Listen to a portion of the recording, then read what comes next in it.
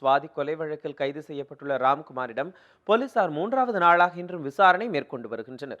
சென்னை சூளைமேடு பகுதியைச் சேர்ந்த மென்பொறியாளர் சுவாதி கடந்த மாதம் 24ஆம் தேதி நுங்கம்பாக்கம் ரயில் நிலையத்தில் வெட்டி கொலை செய்யப்பட்டார். இது தொடர்பாக நெல்லை மாவட்டம் மீனாட்சிபுரத்தைச் சேர்ந்த ராம்குமார் கைது செய்யப்பட்டார். அவரிடம் விசாரணை நடத்த போலீசார் அனுமதி கோரியதை அடுத்து 3 நாட்கள் விசாரணைக்கு சென்னை முதன்மை அமர்வு நீதிமன்றம் உத்தரவிட்டது. இதனையடுத்து நுங்கம்பாக்கம் காவல் நிலையத்தில் ராம்குமாரிடம் போலீசார் விசாரணை மேற்கொண்டு வருகின்றனர். 3 நாளாக விசாரணை நடத்தப்படும் நிலையில் இன்றுடன் முடிவடைகிறது விசாரணை.